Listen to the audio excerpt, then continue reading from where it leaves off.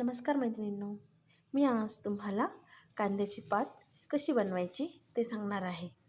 तर त्यासाठी आपल्याला सामान लागतं लसूण हिरवी मिरचीची पेस्ट, फोडणीला जिरं, हळद आणि थोडी हरभऱ्याची डाळ, कोणी कोणी मठाची डाळ पण टाकतं. तुम्हाला जी डाळ आवडेल ती टाका आणि चवीनुसार मीठ आणि नंतर आपल्याला शेंगदाण्याचा कूट टाकायचा आहे.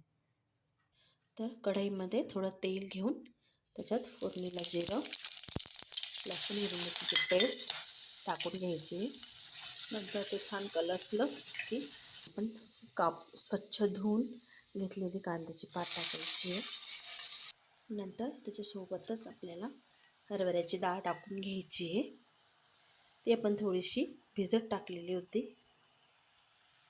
डाळ भिजवलेली असली म्हणजे लवकर शिजते. आपल्याला कढईमधली कांद्याची पात करायची आहे. कुकरमध्ये पण करतात, पण कढईमधली जास्त टेस्टी लागते. अशी छान कलसल्यावर थोडी कमी होते ती. नंतर आपण त्यात थोडं हळद टाकणार आहोत आणि चवीनुसार मीठ.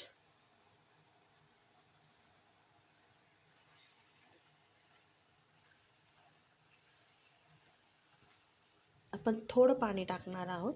आपल्याला एकदम पातळ नाही करायची आहे, पण कढईत शिजायला पाणी लागतं तिला. आणि नंतर झाकण ठेवून वाफ होऊ देऊ, शिजू देऊ. पाहून घ्यायचे आपल्याला शिजली की नाही, थोडीशी चेक करत राहायचं आहे.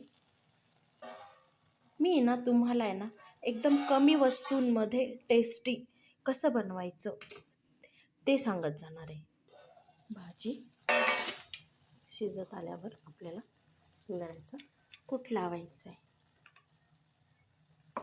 कूट एकदम शेवटी लावायचा म्हणजे भाजी छान शिजते. आणि कूट लावून आपल्याला फक्त एक वाफ घ्यायची. तर कशी वाटली तुम्हाला माझी रेसिपी?